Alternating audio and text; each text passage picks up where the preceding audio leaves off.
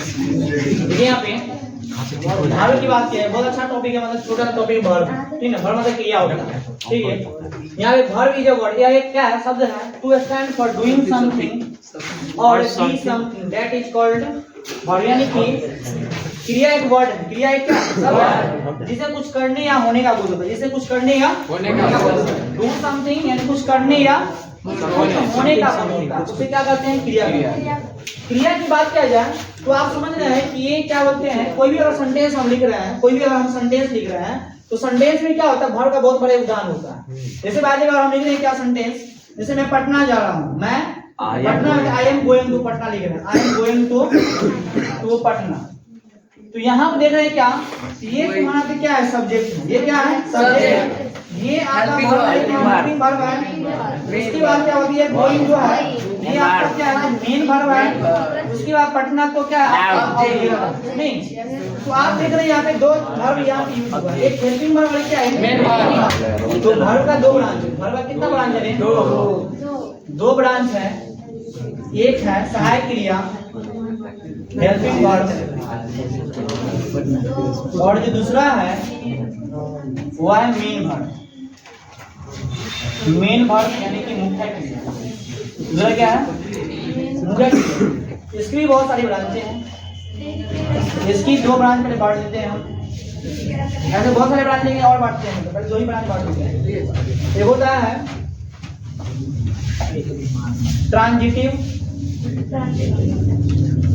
Transitive verb, सकर्मक क्रिया, ये होता है क्या, इंट्रांजिटिव, इसको बोलते हैं अकर्मक क्रिया। एक सकर्मक और क्या, ऐसे और भी ब्रांच है इसके, और भी क्या है इसके भाग है। तो आप देखिएगा मेन वर्ब की बात किया जाए तो मेन वर्ब की बात किया जाए तो देखिए मेन वर्ब में क्या है, मेन वर्ब में देखिएगा इसका बहुत सारे ब्रांच है इसका। तो आप देखिए यहाँ पे इसको पहले बांट देते हैं दो भागों में। एक बताइए क्या रेगुलर होता है, क्या होता है रेगुलर, रेगुलर वर्ब होता है। तो इरेगुलर क्या होता है, इरेगुलर।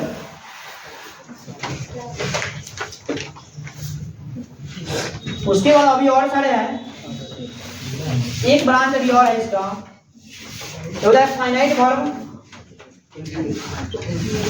फाइनाइट वर्ब होता है इनफाइनाइट वर्ब। इनफाइनाइट ऐसे बोलते क्या, नॉन फाइनाइट।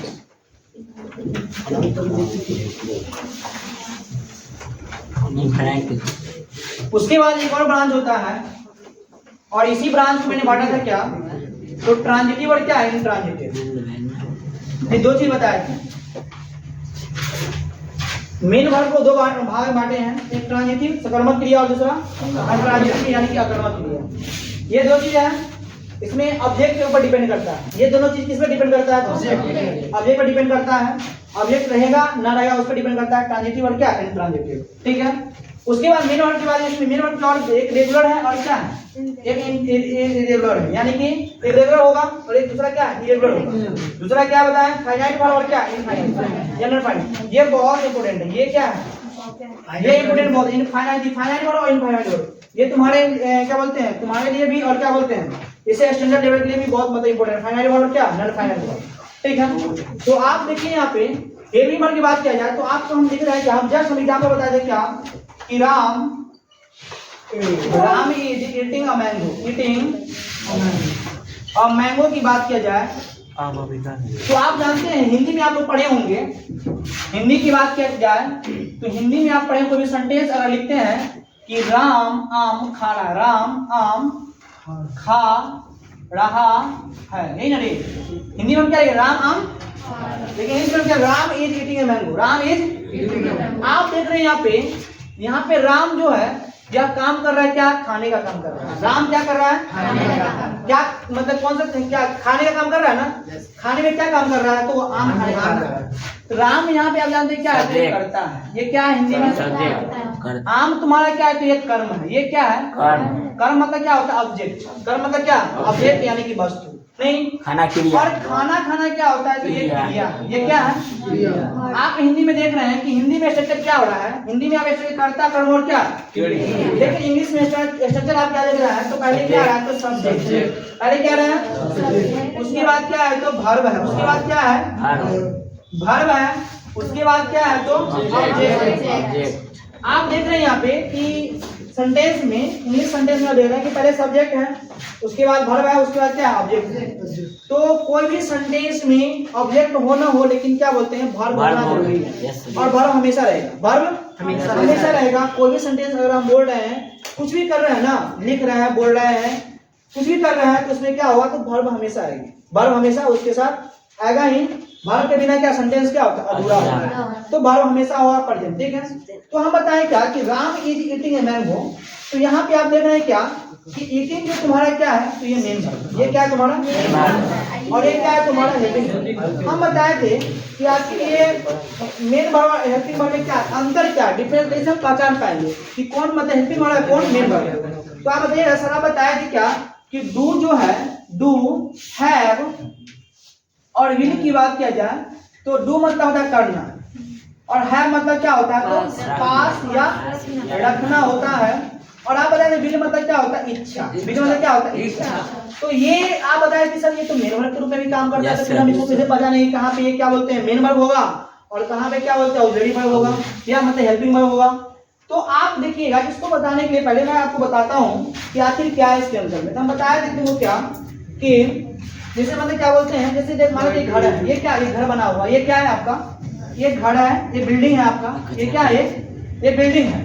और ये बिल्डिंग के अंदर क्या है? तो ऑनर भी है, ऑनर भी है, और क्या सर्वेंट भी है। ऑनर मतलब होता है मालिक, आप जानते हैं मालिक, और सर्वेंट मतलब क्या होता है? नौकर। दोनों है इस घर के अंदर। ये आपका क्या है? तो हाउस है, क्या है? घर है। घर के अंदर क्या है? तो ऑनर भी है, और क्या सर्वेंट भी है। मतलब घर मतलब सेंटेंस, घर मतलब क्या? घर अगर हम बोल रहे हैं इसका मतलब क्या? सेंटेंस। तो सेंटेंस के अंदर जिस तरह घर के अंदर ऑनर भी है और क्या बोलते हैं नौकर भी है, उसी तरह सेंटेंस के अंदर क्या है? तो क्या बोलते हैं? यानी वर्ब भी और क्या? मेन वर्ब, यानी हेल्पिंग वर्ब भी और क्या? यानी मेन वर्ब भी है। तो आप देख रहे हैं यहाँ पे अगर बाई में क्या बोलते हैं? ऑनर की बात क्या है? तो ऑनर का भी है, तो ऑनर तो है नहीं। तो अभी घर का मालिक ऑनर है, उसका घर का मालिक कौन है? ऑनर है। लेकिन अगर ऑनर किसी काम से अगर चला गया, किसी दूसरे के यहाँ चला गया, किसी दूसरे के यहाँ, अदर पर्सन के यहाँ, या किसी अलग जगह चला गया कहीं, मतलब अगर पहले कहीं भी चला गया, तो उस घर में तो क्या बच गया? कौन? सर्वेंट बच गया। केवल यहाँ बचा कौन? सर्वेंट, नौकर बचा हुआ। तो जब नौकर बचा हुआ तो भाई घर में अगर अभी जो नौकर मालिक नहीं है, तो घर का मालिक कौन होगा? नौकर। तो आप इस बात से हम तुमको क्या डिफाइन, निष्कर्ष क्या निकलता है कि जो डू है, वह डू की बात किया जाए तो डू मेन वर्ब भी और क्या? Auxiliary verb. मेन वर्ब भी और ऑक्सिलरी वर्ब। हम तुमको बता रहे थे क्या डियर कि मेरे देखते हैं क्या, I have a cow, I have a cow, I have a cow. यहाँ पे देखिए इसका सेंटेंस क्या हो रहा है कि हम कह रहे हैं क्या, इसका हिंदी में क्या कहिएगा? मेरे पास, या मैं गाय, मेरे पास, मेरे पास, मेरे पास क्या है? मेरे पास एक गाय है, गाय है, या मैं एक गाय रखता हूँ, मैं एक गाय, एक गाय रखता हूँ, रखता हूँ। देखिए यहाँ पे दो चीज बता रहे हैं, मेरे पास एक गाय है और मैं एक गाय रखता हूँ। आप देख रहे हैं यहाँ पे दो चीज बताए, इसका एक ही है, लेकिन एक और वर्ड है। देखिए यहाँ पे हम बता रहे हैं, इसका एग्जाम्पल एक और देखिए, जैसा बता रहे क्या, I have eaten N orange. यहाँ पे क्या कि हम बताएं I have eaten N orange, और हम यहाँ क्या बताएं? आई हैव अ काउ, मैं एक गाय रखता हूँ। और यहाँ पे क्या, मैंने नारंगी खाया है, मैंने नारंगी खाया है, या मैं नारंगी खा चुका हूँ। नमक मार के खाओ। आप यहाँ देख लीजिए कि हैव के बाद यहाँ पे क्या है? वर्ब है भी वर्ब है, और इफ भी क्या है? वर्ब है। तो आप देख रहे हैं यहाँ पे हैव, यहाँ पे तो क्या बोलते हैं? मेन वर्ब भी है, मालिक तो है इसके साथ, इस सेंटेंस में मालिक तो साथ में है, तो हैव यहाँ पे क्या है? हेल्पिंग नौकर का काम नहीं कर रहा है। नौकर का काम कर रहा है तो क्या होगा कि ये सहायक क्रिया, ये क्या हो गया हेल्पिंग सहायक क्रिया ऑक्सिलियरी। लेकिन ये यहाँ पे क्या है तो मेन कवर कर रहा है।